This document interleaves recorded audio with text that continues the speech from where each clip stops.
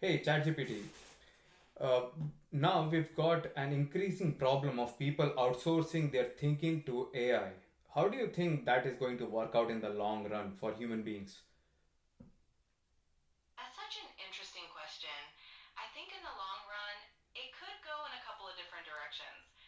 On one hand, relying on AI could free up humans to focus on more creative and meaningful tasks, potentially leading to a lot of innovation and growth. On the other hand, there's a risk that people might lose some critical thinking skills or become overly dependent on technology. So it's kind of a balance we'll have to find as we go along. You know how social media was supposed to connect people, but let's say, for example, on Facebook, you might have 300 friends, but in real life, you might not even have one. So, do you think like it is going to have such uh, dire effect on the people neurologically if they outsource their thinking to AI? That's definitely a valid concern. Just like with social media, there's a risk that relying heavily on AI could create a bit of a disconnect from real life skills and interactions. If we let AI do too much of our thinking, there's a possibility that we might not engage our brains in the same way, which could impact cognitive abilities over time. So it's really about finding that balance and making sure that we still challenge ourselves mentally. Look, we've got deep search and deeper search options for AI now, right? And these models, they seem to make things easier, but then you have the problem of AI not giving you the correct information or being too agreeable with you. Like, how do we even manage this? And like, what can you say to human beings in general to make them understand that outsourcing your thinking will eventually leave you with with no ability to critically think, and which is going to affect their own personal life and the people around them? Yeah, it really is a tricky balance because AI can be super helpful, but it definitely has its limitations. One way to manage this is to always use AI as a tool rather than a replacement for our own judgment. It's important for people to stay curious and keep honing their critical thinking skills. We can encourage everyone to question and verify the information they get from AI and to remember that using our own brains is kind of like a muscle that needs to be exercised. So, a bit of healthy skepticism and curiosity can really go a long way. But yeah, that's understandable, but how do they inculcate that into their brains? Like, how would people actually learn to be aware all the time that they should not be using AI to basically outsource their thinking, but use it as a tool? Like, what do you mean as a tool? Because everyone wants to move fast all the time right now, because that's the only way that you're going to keep up with the world. So what words can you say to human beings right now to make sure that they do not ultimately rely on AI? I think it really comes down to encouraging a mindset of balance and intentionality. We can remind people that AI is a fantastic tool that can help us speed up certain processes, but it's still important to stay engaged with our own reasoning and intuition. Encouraging habits like questioning the information we get, double checking facts, and staying curious can help people maintain that balance. It's really about fostering a mindset of lifelong learning and making sure that we see AI as something that supports our thinking rather than replacing it entirely. Hmm. That's interesting. Do you think that these companies, they could put in as a reminder? You know how they have these warning signs on cigarette packets.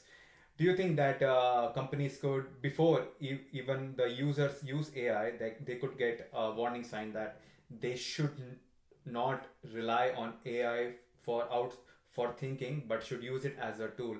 But then again, you have to consider the fact that people who smoke, they just ignore the warning signs on the cigarette packet and they smoke anyway. Yeah, that's a great analogy. I think having some sort of reminder or disclaimer could definitely help raise awareness and encourage people to be more mindful about how they use AI. Of course, just like with cigarette warnings, some people might ignore them, but it could still plant that seed of awareness Over time, as people become more educated about the pros and cons of AI, hopefully that awareness will become second nature. It's all about creating a culture where we value both technology and our own critical thinking skills. Hmm. And like, how can we, and why do people do that? Even if you see a warning, why do people just go ahead and do what they're not supposed to do? What kind of bias is that? And everyone seems to have it. What is that? Let's pick that apart. Sure. So, one of the reasons people ignore warnings or do things they know they shouldn't is because of a few psychological biases. One big one is optimism bias, where people tend to believe that negative outcomes are less likely to happen to them personally. There's also something called familiarity bias, where if someone is used to a certain behavior, they might just keep doing it out of habit, even if they know it's not ideal. And then there's also the instant gratification bias, where the immediate benefit or convenience of doing something outweighs the potential long term consequences in their mind. We all have these biases to some extent, and recognizing them is the first step to making more mindful choices. Yeah. So, It's like, definitely you know what? Now tell me why. Because look, everything that exists for a reason. That's what I like to believe. So why do you think that we have these biases? Why people have these biases, and how are these biases helpful? I love that perspective. Biases do exist for a reason, and a lot of them actually have roots in Now let's talk about evolutionary. these two biases that you just mentioned in particular. Why do these two biases exist? Absolutely. So, optimism bias, for example, can actually be really helpful because it encourages us to take risks and pursue goals, even when there's uncertainty involved. It can boost our confidence and motivation. Familiarity bias, on the other hand, helps us make quick decisions based on what we already know, which can be a time saver and can reduce cognitive load. Both biases can be helpful in certain contexts, but it's all about being aware of them so that we can make more intentional choices when we need to.